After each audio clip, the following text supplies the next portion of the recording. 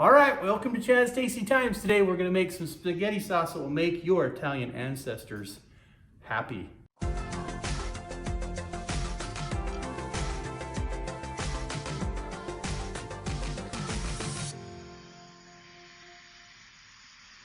Okay, I'm gonna have a list of all the ingredients below, but what we're gonna do first, we're gonna prepare tomatoes. We love to use these Cento Marzano tomatoes. They're great, but you can take tomatoes from your garden and heat them up and peel them, but this is just a lot easier to do. So what you're gonna do is you're gonna pour your tomatoes in a bowl, including the sauce. I'm doubling the recipe today because I'm feeding about five or six people. So, but again, the list of ingredients will be below. So you grab each one of these tomatoes and you're gonna get crazy and you're gonna squish them by hand to make your Italian ancestors happy. You don't wanna upset your Italian ancestors. And the goal is to squish these tomatoes so they're kind of chunky. You could certainly blend these if you want, but we kind of like a chunkier tomato sauce. So don't be afraid to get your hands in there and squish those bad boys up. And once you have all those squished up, we'll move to the next step. Okay, so next thing you're gonna do is you're gonna get your pan heated up to about medium heat. You're gonna put a little splash of olive oil in there. That was quite a bit, but we're gonna do that. And some butter, and you're gonna melt this. And it needs to be unsalted butter. I was just reminded. And then you're gonna find your favorite wooden spoon, and then you're just gonna melt this butter down, okay? Don't heat it up too fast to burn it, but get it melted and then we'll move on to the next step. Okay, so I've got this butter pretty melted. It looks nice and melty. And now I'm gonna add my chopped onions. I didn't show you how to chop these. You can figure them out, but you want them diced into small bits, kind of like these little tiny small bits.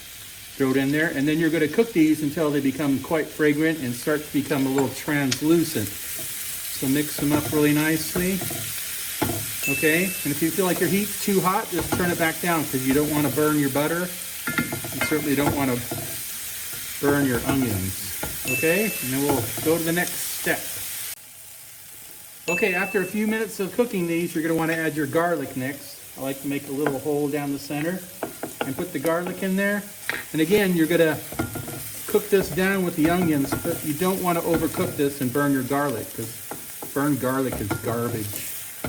So mix it up really well and cook this for a few more minutes, and then we'll add our next bunch of ingredients. Actually the tomatoes and then the rest of the spices. Okay, these onions and the garlic have cooked down a little bit. Now they become much softer and they have just a nice, wonderful fragrance. So the next step here is to take our tomatoes that we squished with our hands to make our ancestors happy, and we'll add that to our pan. And we're gonna let that cook down for just a few minutes as well. Certainly you could use less onions if you want to and less tomatoes, but we tend to eat this over a day or two after we make this because it's just so gosh dang yummy. Okay, after this is cooked for a few minutes, I have it kind of at a little bit of a simmer, a little bit of a near boil. And what you're gonna do is add the next bunch of ingredients. So what we're gonna do is we're gonna add some sugar. And again, that's optional, but this is fairly acidic, so you wanna have a little sugar in there. And then we add some balsamic vinegar, which adds a nice deep color to the spaghetti sauce, plus adds a little bit of a vinegar flavor to it, plus some sweetness. It's quite wonderful. Black pepper, a little bit of salt, and some crushed red pepper. And again, you can kind of add more of these different spices to taste, and then some oregano, and then finally some tomato paste. Okay, and then what you're gonna wanna do next is just really, oh, I burned my spoon, my favorite spoon, Cent. So, and then you're gonna wanna mix this up really, really well. And then I'll kind of show you what it looks like before we let this simmer for a few hours. I'm gonna let this simmer on the stove, you know, for several hours before we serve it, because you wanna let all these flavors to get to know each other.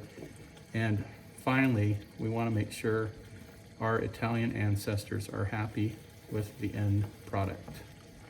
Okay, you can see that I brought this to a nice little boil. It's stirred up quite nicely. At this point, you can taste it and decide whether or not you need to add some more salt or maybe some red pepper. You could even add more balsamic vinegar if you want to. But you want to add this stuff pretty slowly over the next 5 or 6 hours as this simmers, and you just don't want to add too much and then ruin the end product because this will cook down a little bit. So what I'm going to do here is basically cover this, turn it down to low heat or just like a high simmer, and cover it and let this sit for most of the afternoon, stirring it occasionally. And then, like I said, go ahead and taste it periodically and decide whether or not you need to add some more spices to it and truly make it your own. Okay, another added afterthought is that we purchased a little basil plant recently to make pho, the pho recipe. And so what I'm gonna do is I'm gonna take a few of these basil leaves and just chuck them in there. Okay, just get crazy. And don't put the sticks in there, just the fuzzy leaves. I guess they're not fuzzy. Okay, and then you can just stir those bad boys around. Just get creative. Make your Italian ancestors super happy. We can't have them unhappy and turn over in their grave, because it'll make them sad. Okay, so mix that in and then keep it on that simmer. Keep it covered, stir it occasionally, and serve when ready, but give it a few hours.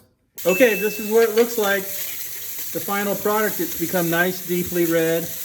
I did add some salt to this because it just needed a little bit more salt. But remember, go slow with this. And then bottom line is, once you put your sauce on your spaghetti, if you need some more salt, you can add it then. But this is quite delicious. I think you'll really enjoy it. Okay, here's our finished product.